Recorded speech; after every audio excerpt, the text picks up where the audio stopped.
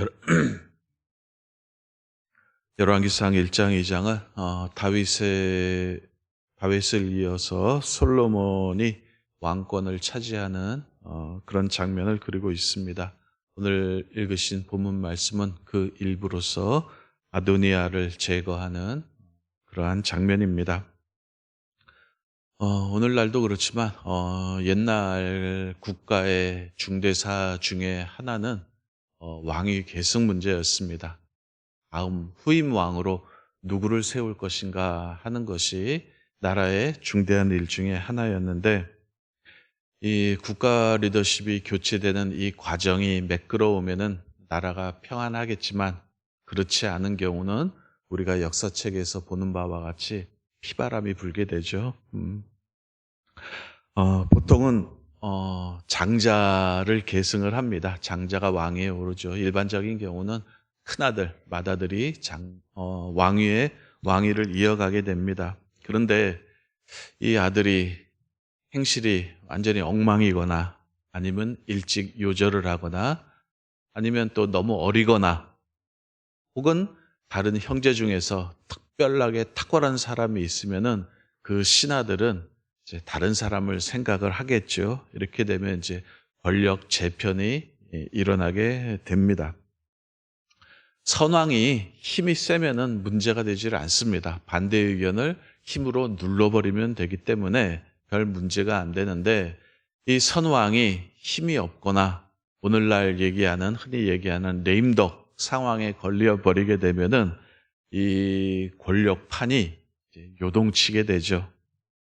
다윗의 경우는 후자의 경우였던 것 같습니다. 미리 왕이 계승할 자를 선정을 해 두었어야 했는데 다윗이 이 일을 하지 않은 것 같습니다. 그래서 다윗이 나이가 들고 기력이 쇠하자 다윗의 두 아들 아도니아와 솔로몬을 중심으로 해서 세력이 결집하기 시작했습니다.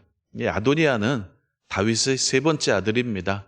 그리고 당대 왕위 계승 서열 제 1순위가 되는 그런 사람입니다. 첫 번째 아들인 암놈은 이복 여동생인 다말을 범하다가 그의 오라비인 압살롬에게 죽죠.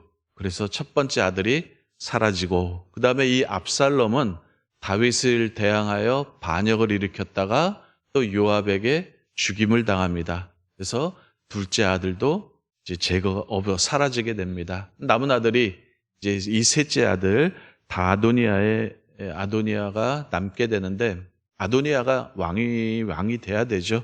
그리고 이 1장 6절에 보면은 이 아도니아가 명분도 있습니다. 1장 6절에 보면은 그는 압살롬 다음에 태어난 자요, 왕위 계승 서열 제1순위라는 그런 뜻입니다. 용모가 심히 준수한 자라. 외모만 잘생겼다는 그런 뜻이 아니라 왕의 풍모, 왕의 풍처를 갖추었다는 그런 뜻입니다. 그의 아버지가 네가 어찌하여 그리하였느냐 하는 말로 한 번도 그를 섭섭하게 한 일이 없었더라 라는 말씀이 나옵니다. 이 말은 무슨 말이냐 하면은 그다지 문제될 게 없었다는 그런 뜻입니다. 명분도 있고 어떤 자격이나 실력도 아도니아가 갖추었고, 또 중요한 것은 당대 선왕 때 실세였던 요압, 군대 장관 요압과 제사장 아비아달이 이 아도니아를 지지하고 있었다는 그런 사실입니다. 이에 반해서 솔로몬은 왕위 계승 서열에서 굉장히 후순입니다. 뒤로 밀리고, 그를 지지했던 선지자 나단이나 제사장 사독이나 브나야 같은 이런 사람들도 어떤 중량감, 무게에서 볼 때는 그렇게 대단한 사람들이 아닙니다. 여하튼 간에 이들이 솔로몬을 지지하고 있었는데, 처음에는 아도니아가 승리하는 것처럼 보였지만 나중에는 정권이 확 바뀌어버리죠. 나단과 밧세바의 계략으로 솔로몬이 결국에는 이 정권을 획득하게 되고, 그 이후에는 아시는 대로 숙청 작업이 진행이 됩니다. 선왕의 세력들, 아도니아에게 붙었던 세력들을 다 제거하게 되죠. 그래서 제사장 아비아달은 쫓아내고 요압 군대 장관은 죽여버리고 처형시켜버리고 남은 것이 이제 아도니아만 남은 상태입니다. 자신의 권력을 강화하기 시작을 했습니다. 그래서 오늘 저와 여러분들이 읽었던 이 본문 말씀은 정적의 정점인 아도니아를 제거하는 그러한 장면입니다. 내용을 간략하게 요약해 보면은 이제 판세가 이미 기울었죠. 그것을 안 아도니아가 밧세바를 찾아가서 부탁을 합니다. 솔로몬으로 하여금 선왕의 시종이었던 수냄녀인 아비삭을 나에게 주어 아내로 삼게 하소서. 이 청탁을 솔로몬에게 넣어주십시오 라고 말을 합니다. 이 수냄녀인 아비삭은 열왕기상 1장에 나오는 대로 일반 여인은 아닙니다. 비록 다윗의 몸종이긴 시녀이기는 했지만은 엄연한 선왕의 소유였고 그리고 시녀 이상의 존재였습니다. 마지막 부인에 가까운 역할을 했던 여인이 이 아비삭인데 이 아비삭을 자신에게 달라고 요청을 한 거죠. 의도는 잘 모르겠어요. 진짜로 수냄 여인을 아비삭을 좋아해서 그랬는지 아니면은 솔로몬의 생각대로 어떤 반역을 꿈꾸고 재기를 꿈꾸고 이런 요청을 했는지는 잘 모르겠는데 해석하기 나름인데 이 솔로몬은 이 요청을 반역의 의도로 삼았죠. 아도니아를 제거할 수 있는 기회, 핑계로 삼은 겁니다. 요거를 이제 핑계로 삼아가지고 어딜 선왕의 여자를 건드리느냐 하면서 핑계를 잡아가지고 아도니아를 제거를 합니다. 비록 시녀이긴 했지만 이 여인은 내 아버지의 부인과 같은 존재였다. 함부로 할 수 있는 존재가 아니다. 나에게는 어마마마 뻘이 되는 그런 존재인데 어딜 감히 선왕의 여인을 달라고 하느냐. 필시 반역의 의도가 있는 것이 아니냐 해서 이것을 핑계로 삼아서 잘됐다 싶어가지고 아도니아를 숙청을 해버리죠. 이상이 본문의 대략적인 내용입니다. 사실 이 본문을 쭉 읽으면서 어떤 우리가 실생활에 적용할 수 있는 영적인 교훈을 끌어내기는 쉽지가 않습니다.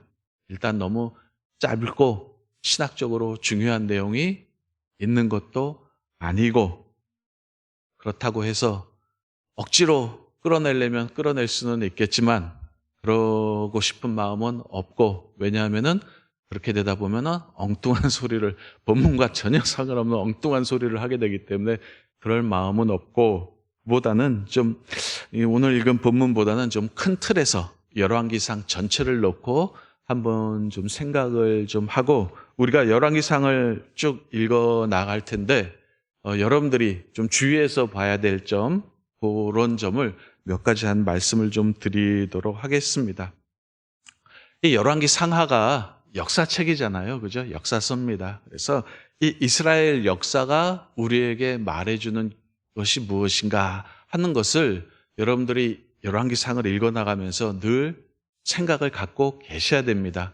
역사를 그냥 기록한 건 아니잖아요. 어떤 의도를 가지고 책을 쓸 때는 항상 저자가 의도가 있잖아요. 역사도 마찬가지입니다. 역사책을 기록할 때도 어떤 의도를 가지고 기록을 합니다. 우리가 배운 국정교과서 같은 경우는 어떤 국민들에게 자부심을 심어주기 위해서 국가의 정통성, 어떤 정부의 정권의 정통성을 얘기하기 위해서 국사책을 만들잖아요. 역사책을 만드는 것처럼 이 열왕기상 하의 저자가 이 역사를 기록했을 때에도 어떤 의도를 갖고 기록을 한 겁니다.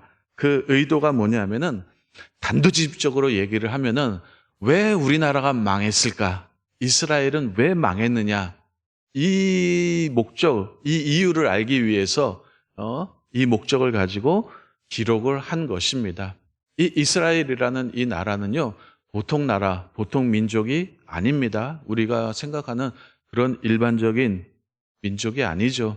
보통 다른 나라들, 다른 민족은 자연 발생적으로 생겨나잖아요. 그죠? 일반적인 나라는 혈연을 중심으로 해서 자연 발생적으로 생겨나는데 이 이스라엘이라는 이 민족, 이 나라는 그렇게 생겨난 나라가 아닙니다. 하나님과 계약을 통해서 생겨난 그런 나라입니다. 그래서 우리는 흔히 이스라엘을 언약 백성이라고 하잖아요. 그 말의 뜻이 뭐냐면은 일반 나라들처럼 자연 발생적으로 생겨난 그런 나라가 아니라 하나님과 계약을 맺고 언약을 맺고서 생겨난 나라입니다. 그래서 이 나라의 흥망성쇠는 누구에게 달렸냐면은 하나님에게 달려 있습니다. 하나님께서 지키시고 보호하시는 그런 민족, 그런 나라인데 그 나라가 어떻게 된 거예요? 망한 거예요. 도대체 왜 우리나라가 망했을까? 하나님께서 지켜주시고 보호해주시고 우리가 선택받은 민족이라면, 하나님의 총애를 받고 있는 민족이라면 더욱더 부강하고 흥왕해도 시원치 않을 판에 왜 망했을까라는 이 문제의식을 놓고 기록한 책이 바로 열왕기 상하, 역대기 상하입니다. 이 열왕기상 기자가 생각했을 때 이스라엘이 망한 이유는 하나님과의 언약을 파기했기 때문에 그렇습니다. 군사력이 없어서 그런 것도 아니고 외교력이 부족해서 그런 것도 아니고 나라가 작고 힘이 없어서 그런 것이 아니라 우리가 망한 궁극적인 이유는 하나님과 맺은 이 언약, 이 계약을 우리가 파기했기 때문에 우리는 망한 것이다.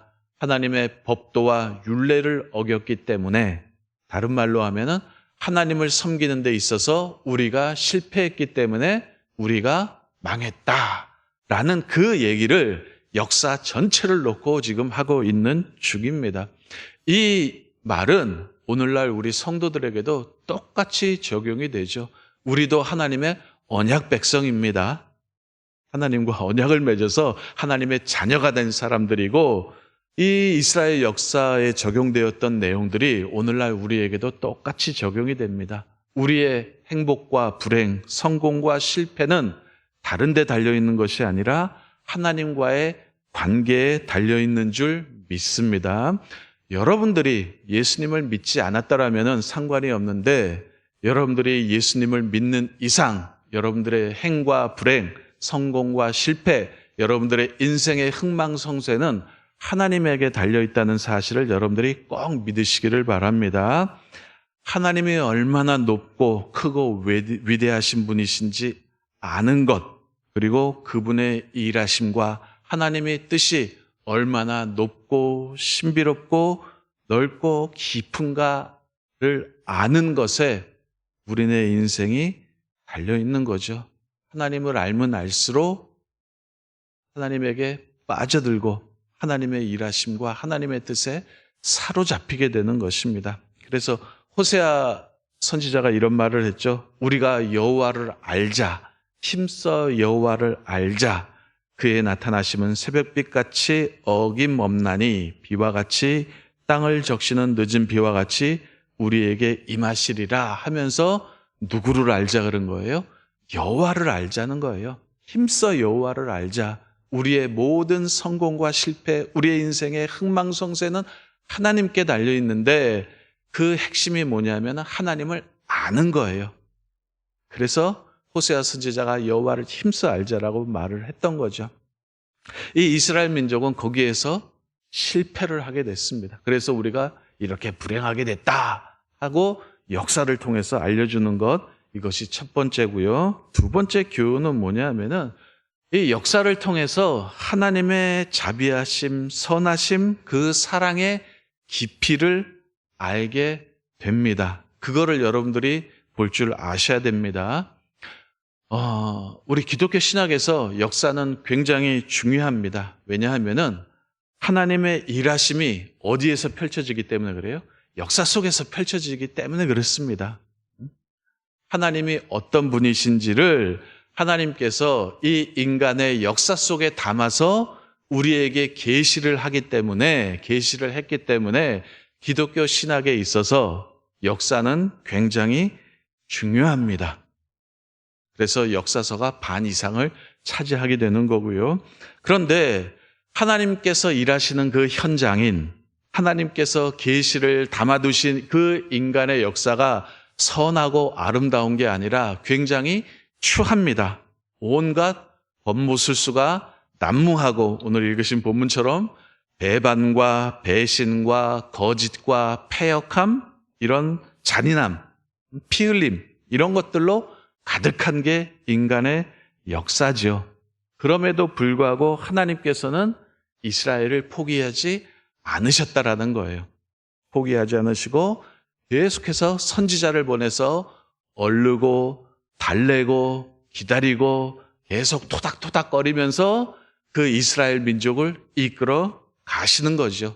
그럼에도 불구하고 하나님께서는 그분의 거룩하심을 타협하지 않으시고 결국에는 참다 못해서 어떻게 되죠? 이스라엘을 바벨론으로 쫓아내시죠. 그 바벨론까지 누가 쫓아가시는 거예요? 하나님이 또 쫓아가시는 거예요. 그 모습, 하나님의 이런 신실하심과 성실하심, 자비하신 이 모습이 어디에 담겨 있는 거예요? 이 역사책에 담겨져 있는 겁니다. 그리고 또 한 가지 우리가 역사 속에서 알 수 있는 것이 뭐냐면은 인간의 악함, 못남 속에서도 그럼에도 불구하고 하나님께서는 그 거룩하신 것들, 가치 있는 것들, 소중한 것들, 그 구원을 이루어 나가시더라는 겁니다. 인간의 못남과 악함과 그 패역함 속에서도 하나님의 그 구원은 계속해서 이루어지고 있고 그 가치 있고 거룩하고 소중한 것들을 그 인간의 못남 속에서도 그 곤모술수가 팽배한 그 인간의 역사 속에서도 하나님의 그 선하고 아름다운 것들을 만들어 가시더라는 겁니다. 이런 이야기가 어디에 담겨 있는 거예요? 이 인간의 역사 속에 담겨져 있는 겁니다. 그래서 이런 역대기 상하, 열왕기 상하 이런 역사책을 볼 때 이 하나님의 일하심을 어떻게 일하시는가, 어떻게 작용을 하셨는가 하는 것들을 여러분들이 눈여겨보시기를 바랍니다. 하나님 인류의 역사를 통해서 인간의 역사를, 인간을 이끌어 나가시죠. 이 개인적으로 적용하면 이렇습니다. 우리의 일상들 있잖아요. 이런 지지고 볶는 일상들, 그저 그런 일상, 보잘것없는 이런 일상이 하나님께서 여러분들을 위해서 일하시는 현장이라는 말이 되는 거죠. 내 개인으로 봤을 때, 이 인류 전체를 놓고 봤을 때는 인류의 역사가 하나님의 일하심의 현장이지만 여러분들의 개인의 인생, 개인의 운명으로 봤을 때 하나님의 일하시는 현장이 어디냐면 바로 우리가 그저 그렇게 생각하는, 늘 하찮게 생각하는 우리네 일상이 하나님의 일하시는 현장이라는 것을 여러분들이 꼭 기억을 하시기를 바랍니다. 하나님께서 여러분들의 인생 가운데서 그 귀하고 소중한 것들을 어디서 만들어 나아가시냐 하면은 바로 우리가 그저 그렇게 생각하는 바로 이런 일상 속에서, 그 평범한 일상 속에서 하나님께서 그 구원의 귀하고 소중한 것들, 하나님의 자녀다운 영광된 모습을 하나님께서 만들어 나가는 거죠. 우리의 실수와 모순과 못남과 죄악투성이로 가득한 우리의 일상 속에서 하나님의 구원이 이루어지고 여러분들을 하나님의 그 영광스러운 자녀로, 아름다운 모습으로, 하나님의 자녀다운 자녀로 만들어 나가는 그 현장이 어디라고요? 여러분들의 일상입니다. 오늘 하루 주어진 24시간 그 주어진 삶 가운데서 하나님께서 여러분들을 빚어나가시고 만들어 나가시고 그 구원의 아름답고 귀하고 소중하고 가치 있는 것들을 하나님께서 만들어 나가고 계시는 거죠. 그 손길을 여러분들이 볼 줄 아셔야 됩니다. 맨날 똑같은 일상이네. 아우, 이 지지고 볶는 일상 지겨워 죽겠네 하는 그 일상 속에서 하나님께서는 묵묵히 하나님의 그 소중하고 아름답고 귀한 것들을 만들어 나가신다는 것을 여러분들이 꼭 기억하시고 오늘 이 하루도 여러분들을 향하신 하나님의 성실하심, 그 신실하심을 의지하는 귀한 하루가 되시기를 주님의 이름으로 바랍니다. 이 일상을 여러분들이 소중하게 여기시고 내 일상 가운데 순간순간마다 간섭하시고 시간마다 개입하시는 그 하나님의 손길을 볼 줄 아는 여러분들 되시기를 주님의 이름으로 바랍니다. 자, 말씀 생각하면서 기도하시고